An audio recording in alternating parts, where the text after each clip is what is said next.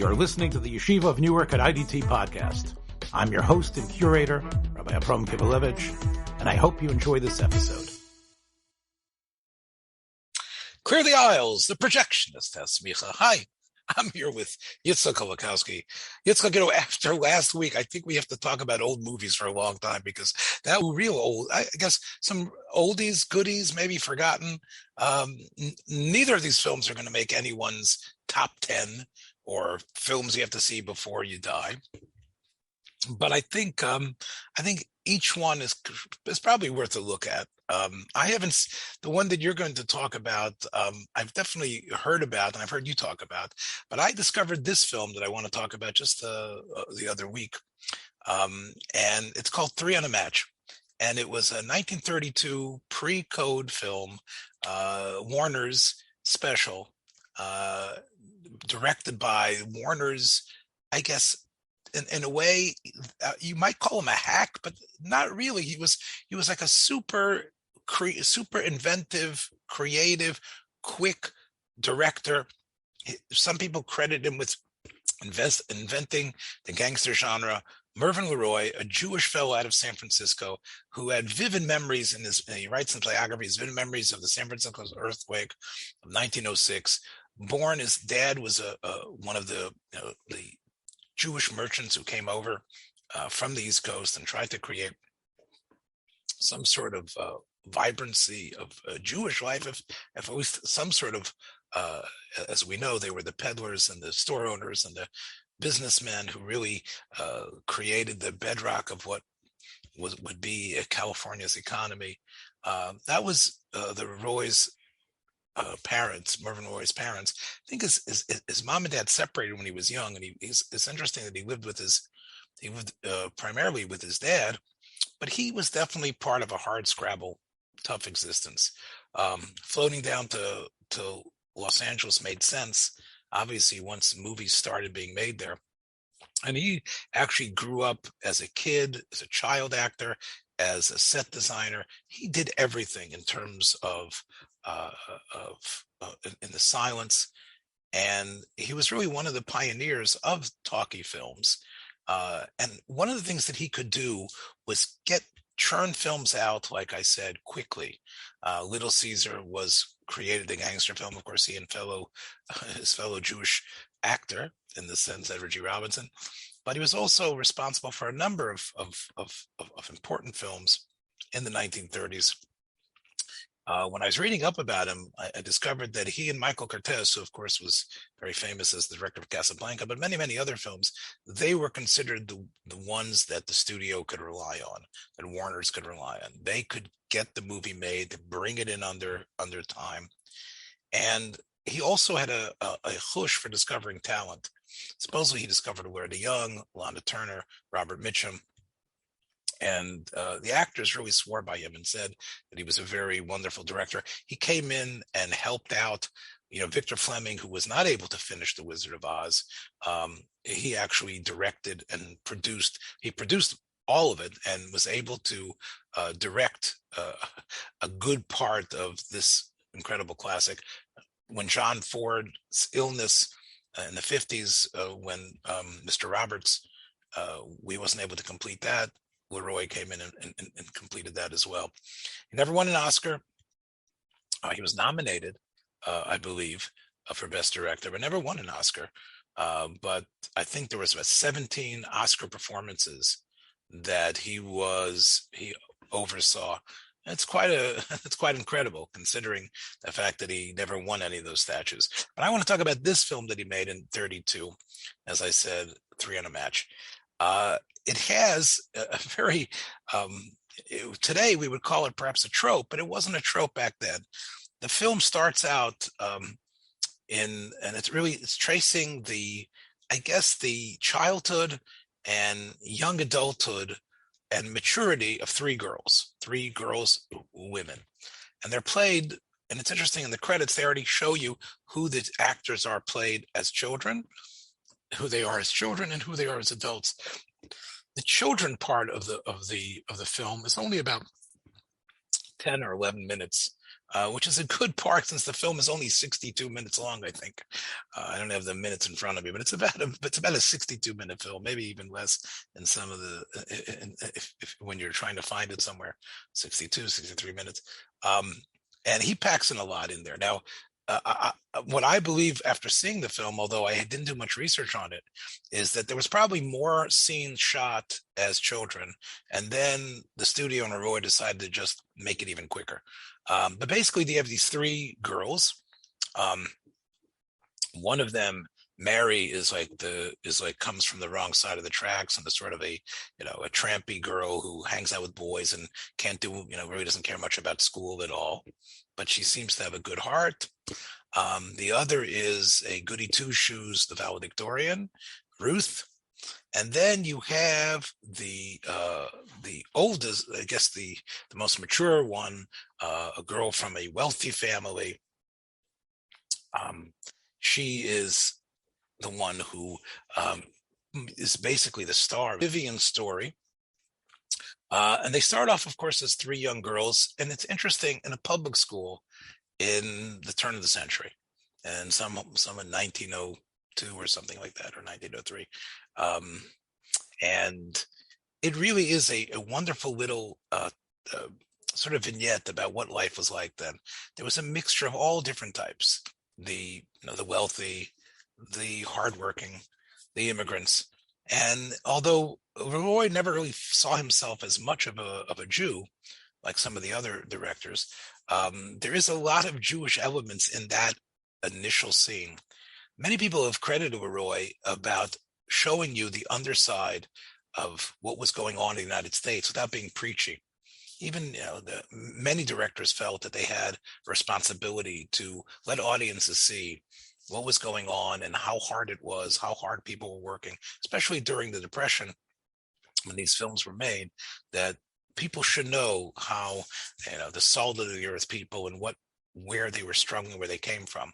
And you can see that in the first couple of scenes there in this public school. And you see the effort that's put in for children to meld together, to learn what it means, to learn what good citizenry means. And it's interesting that there's a number of Jewish characters who only show up in that first couple of minutes, and they're all uncredited. They're all uncredited. And there's a I guess there's a Willie Goldberg, I think is the is the boy's name. And he's the boy who on the as the kids are all playing on the playground, he's the one who knows what's going on. He's sort of like the nosy one who knows what's happening. He's not playing with the other kids, but he understands what's really happening. He could tell. He's the one that tells the other kids about, when he comes to the graduation, he talks to them about the suit that he's wearing, and he tells the other kids about how they could also get deals on various suits and stuff. He gets a special award as I forgot what it was, but it was sort of like the class schnook or something like that. the class something. I tried listening to what it was. Like, it was a special award for being sort of like the class Kochleffel or something. I don't know if they used the Yiddish word or not. And he cuts up there and he starts imitating, the Gettysburg Address. His parents stand up and they cheer. Here's these Jewish immigrant kids.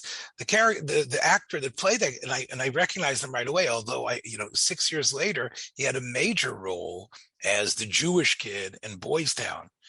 And of course, Boys Town was already a message film about what it means to stop juvenile delinquency and things like that. So I think he plays Mo Khan. But the actor is Sidney Miller, who was a director and a musician who was also steeped in Hollywood like LeRoy his whole life. The father of Barry Miller, who was in a number of films. I don't know if you've seen any of them, Yitzhak, but he was in Peggy Sue Got Married. He was in The Chosen. He plays Ruvain Malter, of course. And I think in one of the weirdest movies that you've ever seen, Christine, which is about a car that somehow takes over, a car which is sort of a demonic car that takes over this Jewish obviously Jewish looking kid and turns him into some sort of devil type of person. That was all Barry Miller. I don't think he's done much. He was in Fame as well, though. He also was one of the kids in Fame. So his dad, Sidney, plays this boy, and it's like I said, I was watching it and I collect the fingers with them because, here was LeRoy presenting, although it was not a major part of the film, but it was clear that this is where Yidden were thriving. They had become part of America. They were contributing, and they were still in all of their ethnic glory. And it's like I said, it's only a couple of minutes, but I think it's worthwhile. There's also, at the graduation, there is a very flustered teacher who serves as the band leader, Mr. Irving Finkelstein. And you can see that he is, in a very amateurish way, leading this band, but doing the best he can. Once again, another Jew who's trying to contribute to the social graces and some sort of sense of culture in what this public school was. That's all the Jewish part. So I just want to get that out of the way. And the rest of the film is really about these three girls. They grow up pretty fast, but LeRoy does an excellent job of indicating their characters and how the child is the father of the man. That even the Vivian, who seems to have everything, is talking about her bloomers or what color her bloomers are, and that her bloomers are pink, and that the boys are involved in that. And again, as a pre-code film, the film indicates that there was fooling around even by 6th, 7th, and 8th graders, something that would have been verboten in Hollywood for the next 40 years. At the graduation scene, it's indicated that Ruth, it doesn't have the wealth to go to a real finishing school like Vivian, so she ends up going to a sort of a vocational school, and of course Mary, the bad girl, who they just let B'chesed Elyon be able to graduate when her mother speaks up for her. The film indicates that she's going to end up, and she does end up in a reform school, in a reformatory school. Of course, this reformatory school is not like the movies we talked about a number of months ago about women in prison where, this exploitation, it's sort of like, it's a tough place, but it's clearly, LeRoy wants you to think that these girls just got a bad break. They're not a bunch of evil prostitutes and who just want to take advantage of people. They're, because of the inequity of perhaps of the way they were raised and because of the way things were, that's why they ended up there. Vivian, however, as she gets older, goes to a fancy school, but what is she doing in that school? While Ruth is typing away and learning all the skills of stenography that's going to make her a woman that can join the workforce, Vivian, with all her wealth, is reading a steamy romance novel, which is quite steamy, even the parts that she's reading. And she's reading it to a bunch of girls who are all dressed scantily clad, which again is the typical angle of these pre-code films. I've told you before, Yitzchak, that pre-code films were unfettered, but it's clear that the directors and the producers wanted to put get as much skin as they could get in there without it being like, a porno type of flick. I mean, and again, it's not that they, scenes that were totally unnecessary. Oh, they're all in their, these girls in their dormitory, all in, various lingerie. And they're listening to Vivian read. Chad was the writer of the screenplay. And in the screenplay, just a great line where she says, okay, that's chapter 6. And then one of the girls says, if that's chapter 6, I can't believe what chapter 10 is going to be like, right? So in other words, that's steamy enough. Can you imagine what chapter 10 is? And that's such a great throwaway line about what it was like to be a teenager. Now, what's also great about what LeRoy does here is that he uses headlines and archival shots from newsreels to indicate the passage of time. Now today it's like everybody sees that, oh, that's the way, of course, everybody knows that's the way exposition occurs. But when LeRoy did in 1932, it was somewhat novel. Remember we talked about, a number of weeks ago, about pages of a calendar or clock changing. This was a little more inventive. And it also, I think, struck home to an audience. Oh, I remember that. Whether it was Red Grange or the sinking of a certain ship or whatever, what was going on, or a dirigible that was developed. The audiences watching this in 1932 sort of would nod, similar to the way audience did when they watched Forrest Gump, Robert Zemeckis' film. That was everybody loved. I think part of the reason was LeRoy was able to massage his audience with all these events that made them believe that things were really pushing through time. Again, I've sort of buried the lead over here, which is the fact that the three, I mentioned Ann Dvorak, who was played Vivian, but I didn't mention the other two actresses who really had very long and illustrious careers in Hollywood. I think this might have been Ann Dvorak's, one of the pinnacle of her career. She really didn't make that many films past the mid-30s, but the other two actresses were very active, way into their middle age and beyond, and that is Joan Blondell and Bette Davis. And it's interesting that Bette Davis, who we know 4 or 5 years later would be the queen of Hollywood almost, her and Miriam Hopkins, in terms of who was going to get the juiciest acting parts. In 1932, in this film, Bette Davis is eye candy. She is Daryl Hannah, before she made Splash. She is just she's meant there just to be eye candy, which again, I'm sure Bette Davis was very flattered by it, because, at the end of her life, she wasn't exactly, you wouldn't call her from the great beautiful women. But in this movie, they bleach her up very blonde, and they make sure to see her, in a bathing suit, in a very skimpy bathing suit, and also to see her also getting, they're talking among themselves. She hardly does any of the, when we talk about Bette Davis, Peter, or any sort of gesticulations or line readings. She has probably one of the most bland characters. She's just supposed to be a good girl, and she's not even, in a way, the romantic dynamism of the film at all.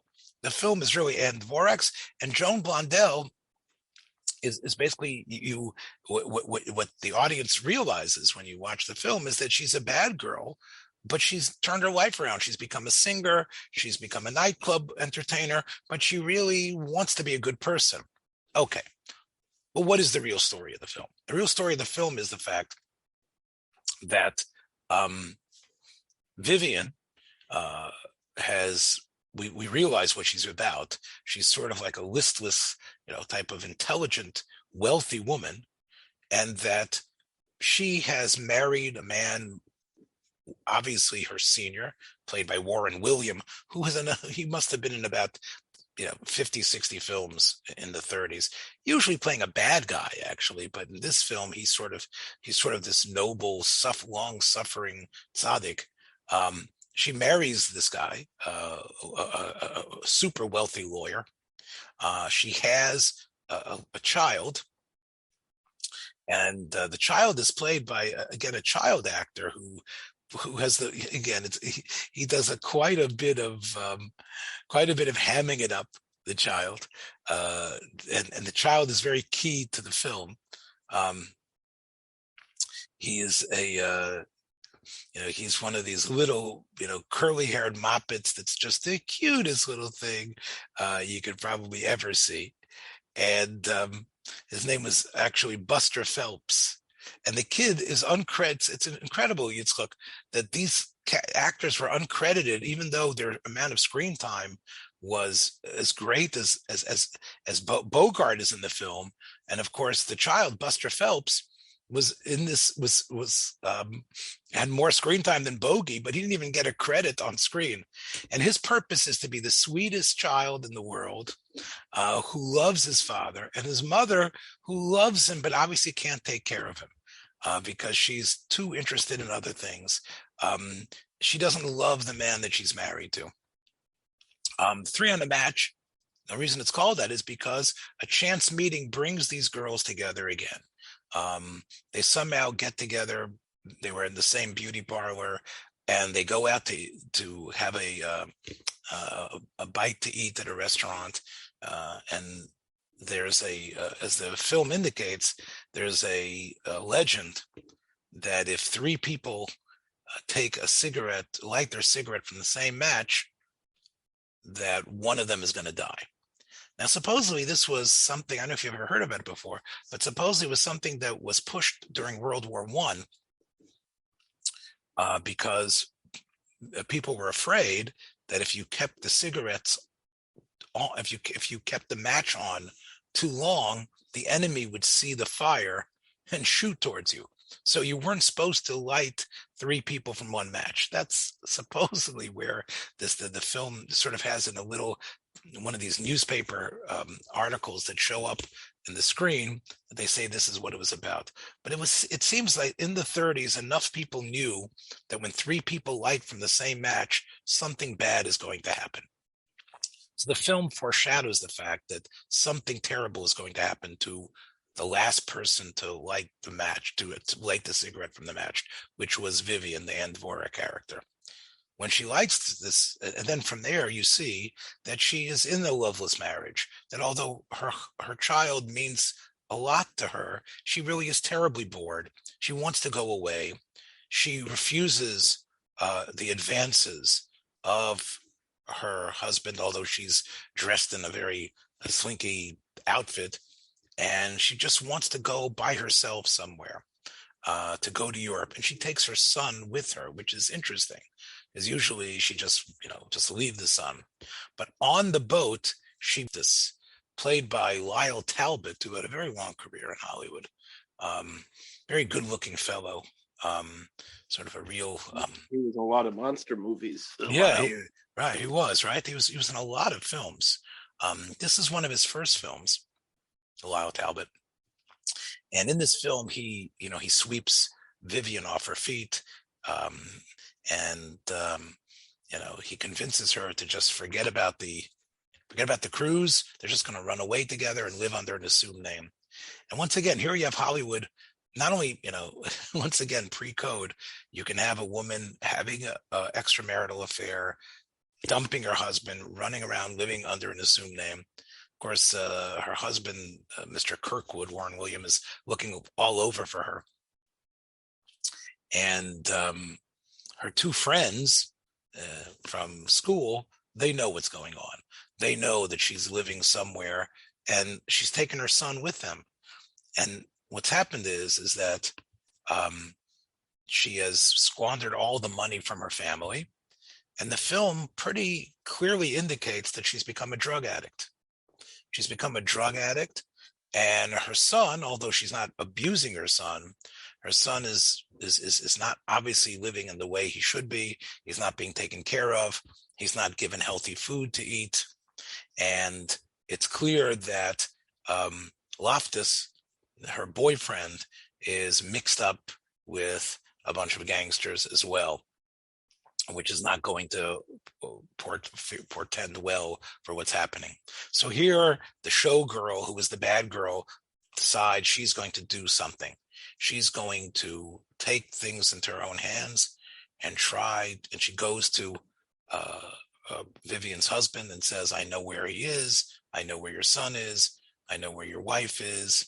And it's from there that the film flips the script, as it would be, and implies that now, that she came forward, they're going to find the boy, Vivian, and decides to marry in a scene at the beach, of course, where everybody is running around in bathing suits.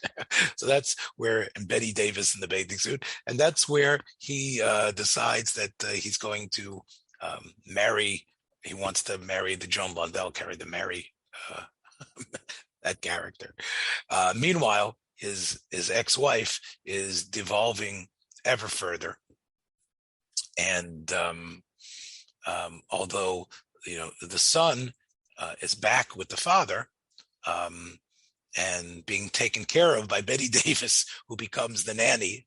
And there's all this great little happy family, while the ex-wife gets worse and worse. Her husband, her paramour, hatches a plot to kidnap the boy, and by kidnapping the boy, he hopes that he's going to be able to pay up his gambling debts. The mafiosi people who run the casino, or wherever it is that he owes the money to, the head fellow is Edward Arnold. And he's not in the film long, but again, Edward Arnold was a major Hollywood presence in films like Mr. Smith Goes to Washington, The Devil and Daniel Webster, The Earl of Chicago, and other films where he was a major player, one of the great Hollywood second bananas, and sometimes he could carry some films even on his own, Edward Arnold. In this film, I think he's there for all of 4 minutes, perhaps, and a minute of it he's actually picking hair out of his nose with tweezers to show what sort of tough guy he is, and how he's not going to stand for anybody welching on the money that was owed him. Anyway, it turns out his top gun is Humphrey Bogart, playing a sort of a rough and tumble guy who's doesn't have much of a moral sensibility whatsoever, and they decide that they are getting in on the kidnapping. And at that point, really, the film becomes very, very harrowing, because it turns out that the police are looking for the child, looking for her everywhere. And the gangsters realize that they aren't going to be able to keep the kid. And they say that basically they're just going to have to escape. They're going to kill the child and escape. And it's then, and throughout all these scenes, you can hear the Dvorak character moaning, in withdrawal, because she can't get her drugs, because there's such a great dragnet around where everything is happening. And in an incredible act of self-sacrifice, when they are, Alan Jenkins is in there too as one of the henchmen. He was in many, many films playing sort of like sort of like a comic relief fellow. When the question was whether to go in and kill the boy and to see what's going on with her, she actually hatches a plan to do something. And what she does is, using lipstick, she realizes that the police are looking for her child. So she, on her nightgown, she writes Kirkwood boy, 4th floor. You don't realize that because what she read, and she just jumps out the window when she's discovered, killing herself, but making sure the police know where her son is. So I sort of spoiled the movie for you right there. But that scene is done so well, and you're not sure what's going on. You know that things are tough. You know that there's a threat to the child. And he is able, LeRoy, without doing much, to indicate that despite the terrible life that this woman's devolved into, that she was able to summon her motherly love. She was able to give and save her child. And the film has the last 30 seconds, which were tacked on, I think, unnecessarily, where the boy is back from the kidnapping and he says, "Mommy was still a good person," or something like that. And, another guy, his father is like nodding. A throwaway film, Yitzchak, in some ways. But to me, he did all of this. What I just said took me about 25 minutes. He did this in an hour. I mean, can you believe this? There are films, again, the incredible, the inventiveness, the alacrity, the sense of mise-en-scène, the ability to cut and to fade from one scene to the other, to be able to pack in all this information, to have kids growing up as small children, to show a little bit of immigrant life, to show kids in different stages and when they were growing up, to deal with the underworld and the ruthlessness. drug addiction, and in a sense, police procedural, all of that in 60 something minutes. It's really incredible. And I know you like films that get to the point, but Hollywood did not produce films like this afterwards. It wasn't because, and neither did LeRoy. LeRoy ended up making these large, boring films. And again, part of it was, this is not really art. But in some ways, what I just described to you is what became later television dramas that were, about 48 or 50 something minutes. They packed in this whole type of story. And especially when you have, can you imagine if I told you Joan Blundell, Betty Davis, and Humphrey Bogart, and Edward Arnold, throw in Edward Arnold as well. That's quite a cast, right? Considering, and it's not like, it's just a cameo. It really is an accomplishment. I'm not sure exactly how to classify it, but it's a 63-minute film that is able to take from the cradle to the grave and still have some sort of moral message and some humor, some drama, and some social commentary. So I have to just tell you, I'm despoiled. I'm talking about pre-code and the effect of the Hays Code, the Hays Office and everything. It was a very big impact on film in general. It reminded me of one of the early 40s wartime, one of the first in color Looney Tunes cartoons. It was, I believe, the first Tweety Bird cartoon. I don't know if she was called Tweety Bird yet, but she was being pursued by these two cats who were a pastiche of Abbott and Costello. I think they were Babbitt and Catstello. And at one point, the Bud Abbott cat is telling Lou Costello cat, "Give me the bird," and then the Costello cat said, "If it wasn't for the Hays Office, I'd give him the bird, all right." Look, the Warner Brothers cartoons. We could do a whole show on Warner's and what Warner's was trying to do. The critique of Disney. And I agree with you. Unfortunately, like we talked with Tom last week, I think a lot of those great cartoons are going to be lost. But yeah. So what's your pick for this week?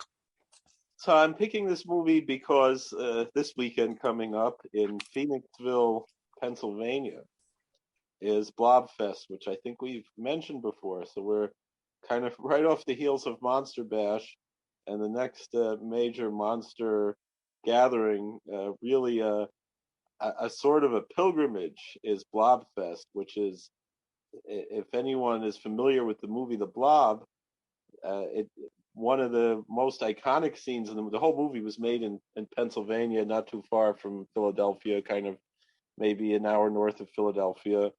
And one of the most famous scenes, it was made in a few different towns around the area. And one of the most famous scenes, which I remember even being shown in Muppet Babies, was that the Blob attacks a movie theater. Steve McQueen and his friends are sitting up in the balcony of the movie theater, and the Blob attacks the theater, and then the people come running out of the theater. And that theater, they used an actual movie theater, and the theater really looks pretty much the same as it did. The film was released in 1958, but as my friend Chris Yeworth, whose father directed the film, as he often points out, the film was actually made in 57. And so every year in July at that theater, which is an active movie theater to this day, and they do all kinds of interesting shows there in Phoenixville, they show The Blob, and then they show a few other movies, and they have the street fair. Bash, which is really about the whole genre and bringing in various small and big stars. This is a weekend dedicated to the Blob. Well, it's dedicated to the Blob, but like Monster Bash, they like to bring in, when they can, different actors and horror hosts. Mr. Lobo hosted for a few years. I remember last time we were there in person, Rico Browning was there, who played the creature from the Black Lagoon. They've had Godzilla themes. I see. So it's kind of Monster Bash light, and it's not in a hotel. It mixes between being in the movie theater on the street. Again, I was never there for the Shabbos programs, but they have all kinds of. They have a little film festival where people show their own short films. They have contests, screaming contests. They have a dance, all kinds of things going on. But again, we've only ever been there Sunday, and generally Sunday after they show the Blob, which is they show that every year. They'll usually show. Generally, the years I've been there, it was always a modern film that was made in the style of these 50s films, something like the Lost Skeleton of Cadaver, those type of movies. And instead, this year, as the second feature, is a movie that predates the Blob. The Blob, like again, we said, was released in '58 in color with Steve McQueen. This was the one that they're going to show, and actually they're going to show later this month at the Mahoning Theater as well. They're showing a whole, which is a drive-in theater in Pennsylvania that has a certain cult status as well. But the second film they're showing is one that we've mentioned briefly when we were talking about Harold Gould. I believe it's his first screen appearance, although he's uncredited. And it's a strange little movie, but I think it's the first alien invader movie to be released, as far as I know. I think it predates The Thing. It predates the Day the Earth Stood Still. It's not as prestigious as either of those films. It's a very low budget movie. It's called The Man from Planet X, and it's directed by a director that we mentioned before as well, who's able to take a low budget and make something really good out of it. The one movie we spoke about, I think one of the first movies we spoke about, was 1945 Detour, directed by Edgar G. Ulmer.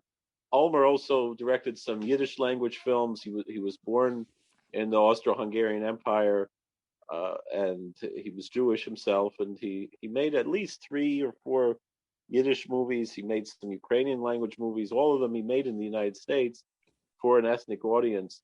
And then he would make these other films. He made several monster movies, science fiction movies, and this one it's interesting. It has William Shallert sporting a goatee and a mustache, so he looks very different than he did in Patty Duke. I think than actual films, right? And he was on television. Yeah, he was constantly on television. Yeah, he was in everything. He was in everything. And actually, mentioning Harold Gould, I just saw this now, and it's on YouTube. 1994, they made an after-school special called "The Writing on the Wall," where William Shallert plays a bishop, and Harold Gould is the rabbi. Harold Gould is Mr. Goldenberg, and Hal Linden is Rabbi Markowitz. I see. Hal Linden from Barney Miller. It's the Writing on the Wall is about 3 teenagers who put some graffiti on a shul, and then instead of calling the police, the rabbi has them go through 25 hours of Holocaust education. I haven't seen it, but interesting that the two of them were in the same production, some 43 years apart. So what's the? I spent about 25 minutes telling you every single detail about 3 on a Match. What's the plot of The Man from Planet X? So one thing is that the alien is not really, which is similar to E.T. and many other movies came later. It brings all the tropes that it brings out. This was probably the first time that these things were done. The alien doesn't talk, only makes musical notes, kind of similar to Close Encounters. All these things, and he's not a malignant character. He's just kind of stuck, lost, and trying to get back home like E.T. He doesn't befriend a child in this one, but he lands somewhere in the moors of Scotland, and it's very foggy all throughout the movie. What I found fascinating is this movie also, I mean, usually my movies are shorter. You beat me out here. This one's about 70 minutes long, and the budget for the movie was about $50,000, and it was extremely successful considering how it made well over $1 million. So that's not good business in the movie business. They usually want you to lose money so you can have a tax write-off. I'm looking at the at the cast. Was there an actor who played the alien? No, as the man from Planet X, Pat Golden. So I don't know. I don't know if he was in anything else. I mean, the alien looks kind of strange looking. He almost looks like he's styrofoam or paper clay or something underneath a space helmet, and it's a little bit of a different type of thing. And he just is stuck and wants to go home and can't communicate. And William Shallert kind of takes advantage of him. Take that. Yeah, William Shallert, as much as he seems to radiate a sense of, safety as a fatherly figure, there's always a sense of, you never know, there's something wrong with this guy. There's something a little bit off, right? So he could easily play a villain, and he did play villains, right? Frequently on television, and part of he disarms you, Shallert, with his his avuncular nature, so to speak, and then right. And I think in this film too, he's definitely the bad guy. Yeah, but he presents himself as a benevolent, as a scientist, but he keeps doing these things that kind of go against the character that he's presenting himself. So it's really he's a complex character, and this very odd little movie. It's available on Tubi. It's very atmospheric, like was anything taking place on the moors with all the fog all over. It's kind of an interesting place. Does anybody do they keep their accents at all? Because it's an American cast primarily, right? Yeah, no, you really don't. You don't have like a Scottish accent. You have it's pretty much everyone's just still using their regular American. Well, I love the theater card, for the film, the deadliest enemy the world has ever known. And of course, here, you have the monster coming, the spaceman coming out of the spaceship, and a very, I don't know who the girl is. Margaret Field, I guess, supposed to be her. In in her pointy green sweater there. He doesn't seem like it's not really like that in the movie. It's right. Doesn't seem like he has a clue of what's going on. I'm reading you some of what I have here from the posters. The weirdest creature human eyes have ever seen. The weirdest visitor the earth has ever seen. The deadliest enemy the world has ever known. I mean, that part's certainly exaggerated because he's really not deadly or scary. It's just kind of weird looking, and that's right. All. A face to haunt the earth forever. Yes, actually, William Shallert is pretty handsome. Actually, in the photos here, he has a nice beard. And Elliot, and of course, Elliot is what Spielberg called the boy in E.T. Right. Sounds like it's a homage. It sounds like it's definitely a throwback to that. I mean, it's certainly meaning E.T. was making reference. That could be. I'm saying Elliot. The idea is because the Margaret Field character is the one who befriends him, right? The one who realizes that he's benevolent, right? And her name is Enid Elliot, right? Yeah. And her is it her dad? I hear what you're saying. Yeah. I mean, Ulmer was a master at taking very little and doing a lot with it. I mean, what he did with Detour was absolutely incredible, and I think, well, that's one of the greatest film noirs of all time. Yeah. And this is like a kind of a being set in the moors like this. It has kind of noir type of element in the science fiction film. It's not, it's not the day there stood still. It has some of the claustrophobia, though. It's not as claustrophobic as The Thing. Being stranded in the Arctic, but it is in a remote area, and it Jewish directors that seemingly, could operate in a multiple genres. Although Ulmer was, I guess mostly, again, he, whatever Hollywood wanted, he'll make it, right? I mean, that was what he was about. I mean, he had, he did westerns, he did sword and, sandals, science fiction. He has So Young, So Bad, which was about girls at farm school. And the same thing is very true about Mervyn LeRoy. He made musicals. He did Gypsy, of course, weepies, melodramas, gangster films. I think this is, again, Spielberg, I think, has shown the fact, with West Side Story, but it took him to his 70s to make a musical. You know what I'm saying? I think, the auteurs that we have, even Hitch, was somewhat, he made one comedy. Most of his films, are suspense. The idea that, these guys, and we can throw Michael Curtiz in there as well, made Yankee Doodle Dandy, of course, which many people probably watched over this last weekend.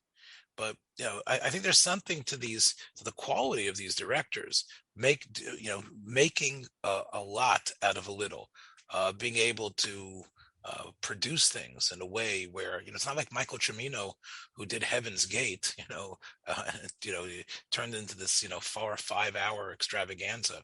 And, I think there's something when we extol these films to also extol, I think, Yitzchak, the work ethic of these directors. And also, I think, to understand what, how television altered things. In the 1930s, there was no television. And people who didn't want to go sit for 2 hours wanted to have some, film, a B film, perhaps, a film that they would watch first that would give them a complete story in 60 minutes. Well, here was Mervyn LeRoy presenting that. They would be sitting for a few hours because you'd have a right. I know, I understand. What I'm saying, that's right. They would see, it was a double feature. So they would see one film. Yeah, that was pretty good. Yeah, it was a pretty good movie. Yeah. Then they would break and perhaps they go to the bathroom, see a cartoon, come back into the theater and catch the second feature. Yeah, right. And that was, again, but we fail to comprehend these things. We talked about shorts before and serials, but this was a full feature. And of course, we talked about, Chaplin did similar things in silent film, but I think LeRoy, deserves credit. It's interesting that, once he went to MGM and he was making these big musicals and these other, large dramas that were, he sort of, he felt that he had sacrificed himself for in the past. And I think there's something to rediscover. I think Prestige TV, Yitzchak, has brought back the idea of being able to create, a full drama, within 48, 55 minutes and for people to be hooked and be connected to it. Now, again, Ulmer, of course, you mentioned his more prestigious other films, but it sounds like this film as well. I guess it does drag a little bit. You probably could have shaved for you a couple of 10 minutes from it. But, what is it that film is supposed to do? What is escapist fare? And it doesn't have to necessarily tell the glorious story of the fall of mankind or an important morality message. And I think both of these films know what they are. The throwaway lines and to be on a match. Here we have one throwaway line was just at the spaceship that it landed. They said, it looks like a diving bell. And the scientists, said, the difference between space and going into our atmosphere and going to our atmosphere and into the water is just a difference in the density of the gas versus the liquid. And it's kind of bringing out that same message of how we're not all that different. We're not, we shouldn't be afraid of things that we think are alien. I know I listen to sometimes. I haven't listened for a while to Dr. Steven Greer, who he's very pushing much the disclosure movement, and he really hates the word alien because he says, we're all created by one God, and we all are connected with that we're kind of. He's kind of saying we're all B'Tselem Elokim, even if we're from another planet. Yeah. Again, if you look in the Rambam, if you look in the Rambam or Nevuchim, it's pretty open where he says we are so centered on this planet, we don't know what's out there, and he says it's a human pride to believe that in all the vastness of creation that we're the only ones that mean something. Of course, this goes against the Kabbalistic perspective of Bishvil Yisrael, Shenikaratius, and the whole Bria, and the whole universe, and all the Lomos is all for the Achas of us. He talks about also in the Yitzhak Torah, in Chilchus Yitzhak Torah, about the Chochmah of the different. That's right, that the planets have intelligence, but in Mar Nevuchim he actually mentions the fact that it's a gaiva, a haughtiness that we appropriate ourselves to think that there can't be other aspects of life. So even from the Kabbalistic perspective, though, I listen a lot to Rabbi Bar Tzadok, and he's very involved in these types of things, and he says that essentially, again, kind of that similar thing. These are, when you say B'Shvil Yisrael, we know the Zohar Kodesh talks about Shadin Yehudoyin, that that there are Jewish demons, and he says we can assume that they're therefore Christian demons and Muslim demons and Buddhist demons, and similarly along those lines, that these beings on the different levels they are, some above us, some below us, they're all related to us. They're all they also the concept of Nishmas Yisrael, it's a supernal concept, so it's not really. Yeah, I understand. I know the Sefer Bris is probably what you're referring to from the Talmidei Agra, that basically says that if there is life on other planets, it doesn't have Bechira Chavshis, because only the Mina Adam has Bechira Chavshis, but it's not all the Mekubalim. Look, I don't want to put a kibosh on this sort of speculative philosophical discussion, but I think part of what the science fiction genre was about, it wasn't about, again, there might have been some who really thought that we would encounter extraterrestrial life soon. That might have been an excited idea people had, but I think most of them, especially The Day the World Stood Still and other films, I think really, and I haven't seen this one, I think most of them are really about understanding the people around us, understanding other human beings, having a greater sense of tolerance. I mean, remember, this was on the heels of World War II, when you had, a genocidal regime that wanted to destroy us. So a film that sort of, begs for understanding of the other, I think is important. But I think it's really belied. Again, we talk about the posters, obviously the people who were selling the film wanted it to be about, they wanted people to be scared. They wanted people to sort of think there was some kinky thing going on between, the alien, and the brunette. And I think that's really, again, I go back to the idea of, there's always these multiplicity of intentions happening. You want to make money for the studio, you want to do it cheap, you want to get people in 1951 away from their television sets and to see something that was different.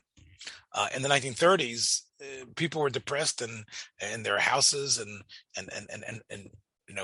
going on Skid Row or wherever it was. They wanted to get in their seats and just perhaps see a reflection of the life that they had, and to sort of see how a good, the girl on the bad side of the tracks could actually end up changing her life. But it was really all about providing all that in an entertaining package. So I think, when we talk, it's going to, again, I don't mean obviously, yeah. This isn't any great prestige film. This isn't The Day the Earth Stood Still. And even The Day the Earth Stood Still, which was a prestige film, wasn't sold as it. It was sold the same way that this movie was sold. That's right. Jennifer, it was Patricia Neal. Patricia Neal, right? So, it was about Patricia Neal, somehow being threatened by the monster, and who knows what the monster. Again, it was it all the lurid,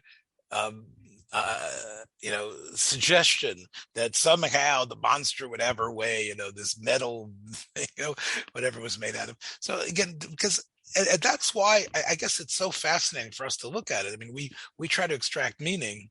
We have to realize that none of this could happen unless, you had the chewing gum, unless you had the sugar rush, unless going back to the Blob. What when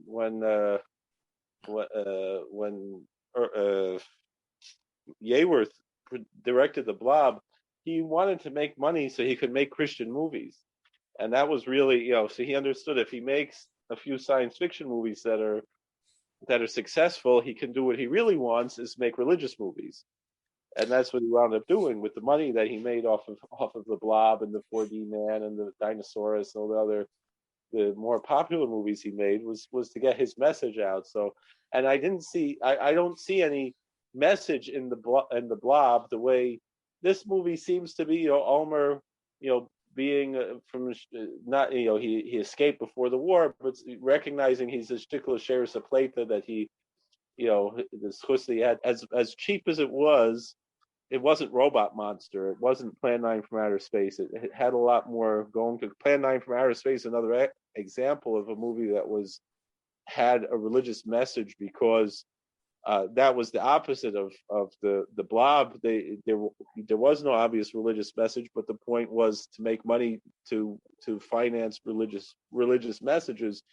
Plan 9 from Outer Space. The story goes, the backers of the movie were from the Baptist Church, and there was, kind of put into the movie, a mention of God wouldn't let this happen, and the army man is like, what, you're talking about God? And he's like, and like the alien is like, it's kind of the most profound part of the movie actually. And the alien, he's like, are you so arrogant to think that we too don't have a concept of God, that we don't think of God? Like, what if you believe God is real and the ultimate reality, why wouldn't you think that we people from other planets would have that same recognition and be worthy to the same hiskalos, whatever, that we have? Yeah, look, I think that like we say, Yitzchak, it's all films like the ones that we've talked about represent a little bit of a strapping ourselves in and going back in time and seeing. So if you're not going to Blob Fest this weekend, or to the Mahoning Theater drive-in a couple of weeks, it is streaming on. We hope you enjoy both of these, and let us know what you think. We definitely want to get your feedback. I think is crucial.